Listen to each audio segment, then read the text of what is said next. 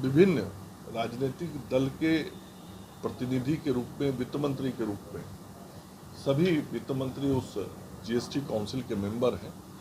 तो ये सब ने मिलकर निर्णय ऐसा किया है।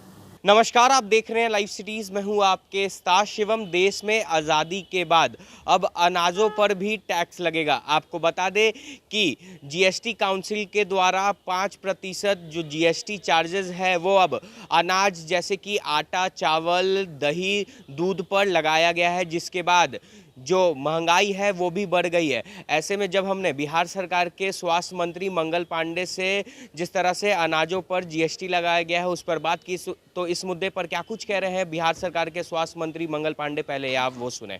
ये जो जीएसटी काउंसिल है, जीएसटी काउंसिल में देश के सभी राज्यों के वित्त मंत्री, और हम सब लोगों के ध्यान में होगा कि देश के विभिन्न राज्यों में विभिन्न राजनीतिक दलों के नेतृत्व में सरकारें गठित हैं, सरकारें चल रही हैं, और विभिन्न राजनीतिक दल के प्रतिनिधि के रूप में, वित्त मंत्री के रूप में सभी वित्त मंत्री उस जीएसटी काउंसिल के मेंबर हैं।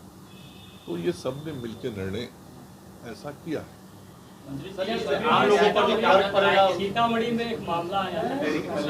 मैंने कहा कि जो कुछ भी ऐसे विषय होते हैं वो जीएसटी काउंसिल में ही जाके तय होता है। तो जीएसटी काउंसिल जो है वह देश के सभी राज्यों के वित्त मंत्रियों का समूह है, और उन वित्त मंत्रियों के समूह में विभिन्न राजनीतिक दलों के प्रतिनिधि वहाँ बैठते हैं। चूँकि वो अपने अपने पार्टी से सरकार में मंत्री हैं, अपने अपने राज्यों में जहाँ उनकी पार्टी की सरकार है।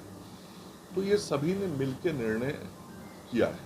तो आपने साफ तौर पे सुना, बिहार सरकार के स्वास्थ्य मंत्री मंगल पांडे का कहना है कि जीएसटी काउंसिल के मेंबर ही यह तय करते हैं कि किन चीज़ों का जो रेट है वो तय होता है, क्योंकि जीएसटी काउंसिल में जितने भी देश के तमाम जितने भी राज्यों के वित्त मंत्री होते हैं वही मेंबर होते हैं, तो उन्हीं के द्वारा ही यह तय किया जाता है। तो कहीं ना कहीं जिस तरह से विपक्ष लगातार जो जीएसटी 5% बढ़ाया गया है, इस पर जो हमलावर है उसका भी जवाब आज बिहार सरकार के स्वास्थ्य मंत्री मंगल पांडे ने दिया है। बहरहाल अब बने रहे हमारे साथ। अगर आपने हमारे चैनल को सब्सक्राइब नहीं किया है तो जल्द से जल्द सब्सक्राइब कर ले। धन्यवाद। और विभिन्न राजनीतिक दल के प्रतिनिधि के रूप में, वित्त मंत्री के रूप में सभी वित्त मंत्री उस जीएसटी काउंसिल के मेंबर हैं। तो ये सब ने मिलकर निर्णय ऐसा किया है।